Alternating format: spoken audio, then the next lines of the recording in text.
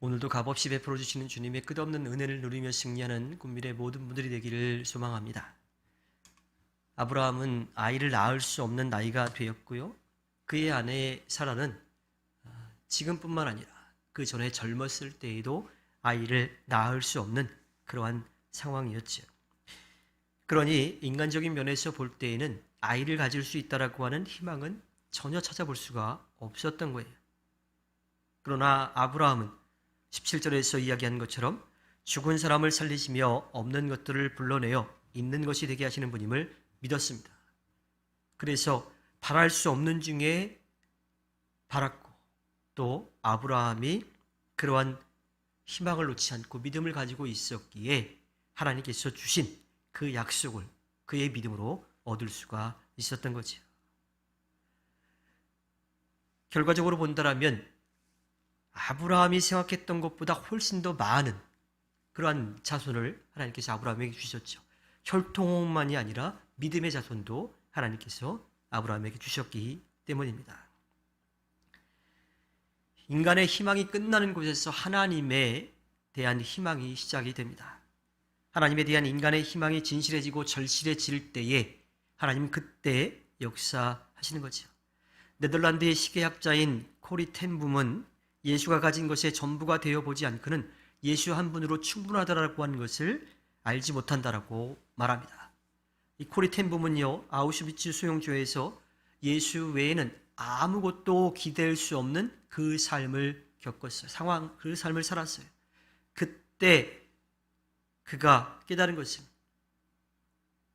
아무것도 없지만 예수만 있으면 된다라고 하는 것, 예수가 전부다라고 하는 것을 깨달은 거죠.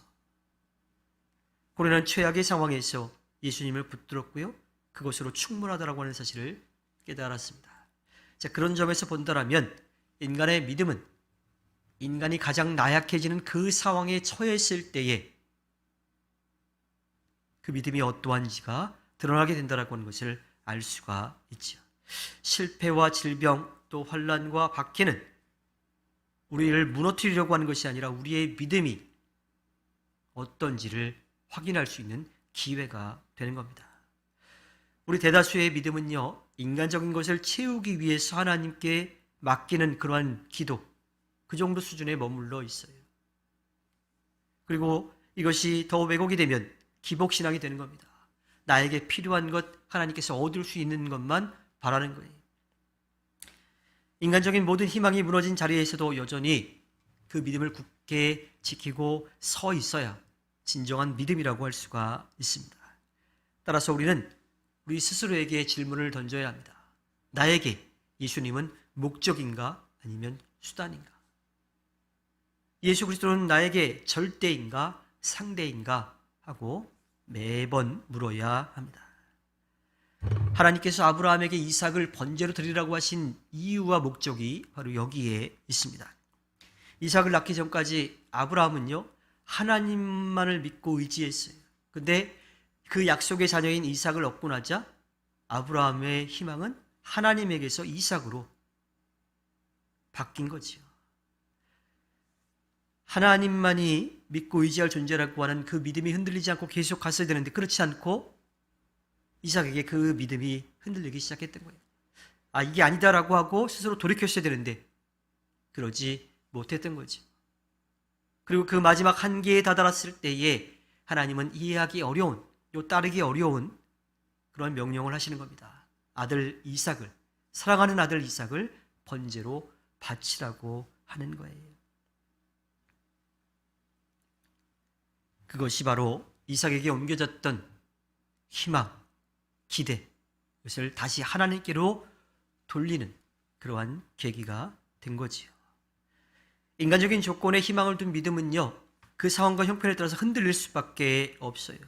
반면 하나님께 온전한 믿음을 두고 살아가는 사람은 삶의 상황과 형편이 어떠하든지 하나님을 계속 바라볼 수 있어요. 오히려 삶의 상황과 형편이 좋지 않을 때에 하나님을 더욱더 붙들고 의지하며 살아갈 수가 있지요. 인간적인 희망의 조건이 무너진 자리에서 오히려 그 믿음을 굳건하게 지켜갈 때에 하나님은 그것을 기뻐하십니다. 그 믿음을 통해서 하나님이 영광 받으시죠. 따라서 20절에서 이야기하는 하나님께 영광을 돌리는 것은요, 구체적인 행위가 아니라 인간적인 조건이 무너진 자리에 있어도 여전히 하나님을 믿고 의지하는 것, 그 믿음을 지켜가는 것이 바로 하나님께 영광을 돌리는 것입니다. 바로 그 믿음이 아브라함을 의롭다라고 여겨지도록 해준 거죠. 하나님은 우리를 통해서 영광 받으시려고 합니다. 그 영광은요, 우리가 뭔가 하나님께 큰 것을 해드렸을 때에 하나님이 영광 받으시는 게 아니에요. 하나님께 전적인 희망을 두고 하나님께 기대하고 하나님을 믿고 맡기며 나아갈 때, 어떠한 상황과 형편 가운데서도 그 믿음이 흔들리지 않을 때에 하나님은 기뻐하십니다. 하나님이 영광 받으십니다. 하나님은 우리에게 어떤 행위를 기대하기 이전에 우리 존재가 하나님을 향해 있기를 바라십니다.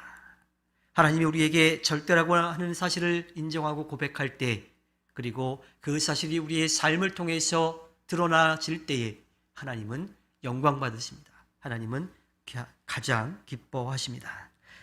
주님께서 허락해 주신 오늘 하루를 살아갈 때 우리가 믿고 의지하고 따를 분은 오직 주님 한 분뿐임을 믿고 나아가 승리하는 꿈미래 모든 분들이 되기를 주님의 이름으로 부탁드립니다.